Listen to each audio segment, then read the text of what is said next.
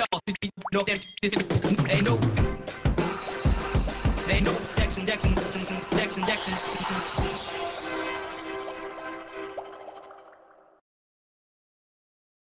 would like to scan all of you in this room, one at a time. I must remind you that the scanning experience is usually painful, sometimes resulting in nosebleeds, earaches, stomach cramps, nausea, sometimes other symptoms of a similar nature. There's a doctor present, Dr. Gattenmore. I know that you've all been prepared for this, but I thought I'd just remind you just the same. One of the best things about dubstep, and the reason it kind of needed to happen, was that virtually every other music out there that you could go out to had just become formulated. Do you know what I mean? You had your house doing exactly the same thing for 10 years. Drum and bass had started to do that, it just got formula.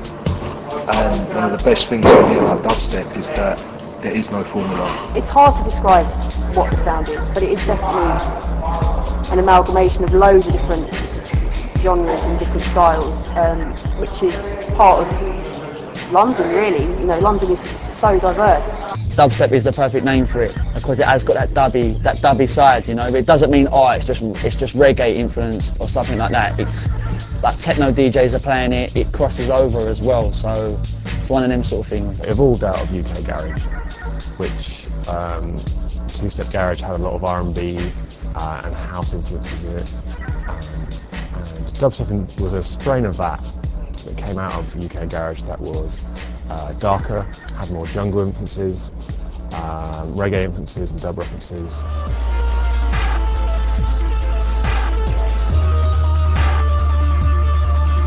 Dubstep is really an acquired taste, you know? There's some people that get it instantly. Like when I heard it live for the first time, I was like, wow, that's it.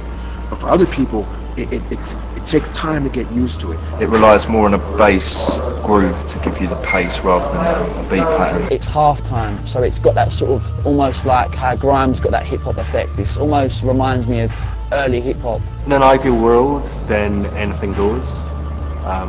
The thing that's consistent in the music is the sub bass. You know, it's not too much mid-range bass frequencies that you get in drum and bass just now. So it's got a solid sub bass foundation, and as I said, in an ideal world, anything goes on top of that.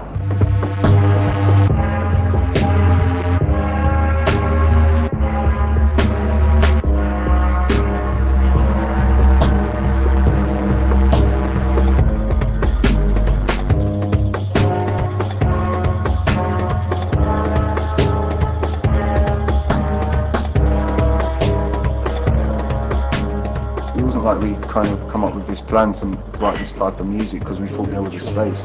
It just so happened a couple of things that we were writing, Hatcher must have heard, and he was like, you know what, I can play this, you know, and I was like, okay, and it was a night called Forward, and that's where our stuff started getting played, and all of a sudden, you know, a little while later, people were saying, right, this is dubstep, so we're like, okay, we write dubstep. That's it. Hatcher started playing this sort of underground garage, and then me and Benga, who I used to like to make tracks with, we just sort of got together and started making this new sound. It was like, there weren't really nothing, because we couldn't do the underground garage things. It had been done by, they'd been doing it for years, like the people who were big at the time, and we sort of come through and tried to do something new, like different sort of minimal beats and bass really, to sort of get the point across. This one's by Scream. This is the request line track.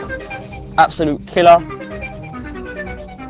This is blatantly the biggest tune in the scene and in the whole shop, for that matter.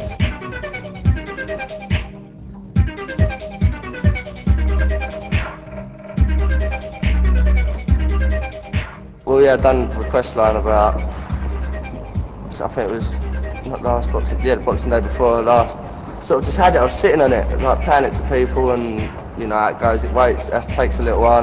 Not many people were feeling it at first. And then youngsters started playing it, and a couple of the sort of grime heads were getting on it. And yeah, it all sort of picked up from there. Big records like that are really useful. They attract a wider audience just beyond the niche that you already have. It's quite big success in both scenes really. Like, mostly like the dubstep scene, which I'm more in, and the grime scene as well. Yeah, this one is the Digital Mystics track. This is the anti-war dub. Big tune. It's tearing up the scene at the moment. slightly different to the Scream, but again, it's just an anthem.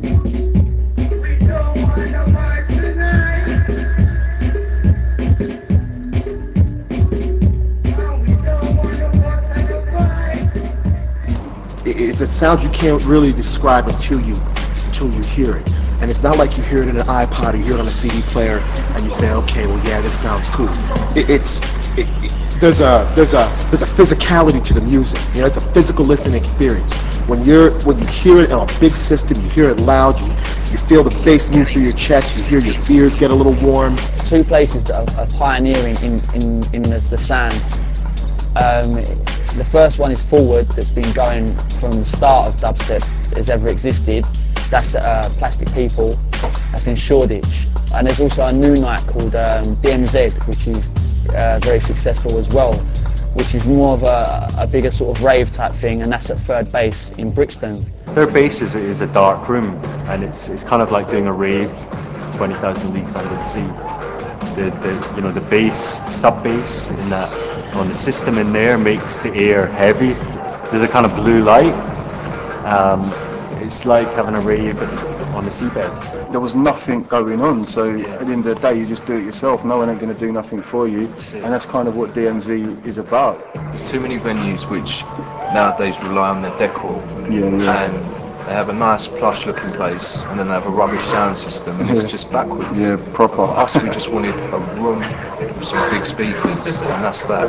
For me personally, it was like I'd missed out on like being part of a breaking scene, and as a photographer that was always a bit kind of something I'd always like, oh, you know, I was never there. I was too young when Jungle broke. I don't really sort of get people together and ask for cheesy smiles. I tend to just document what's going on.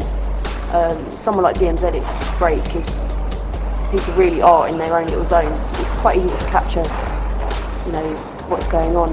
What we've managed to grab hold of, sort of the fringe elements of virtually every scene out there. It's a new sound, and people haven't really heard nothing like it before, and it's not a lot of music's like the same, but it's just a new thing. It's not really been nothing like it before, and it's just, I think that's what everyone likes about it. It's emotional music, it's physical music. It's amazing that more people aren't going crazy over this, but it's going to happen, man. I feel it.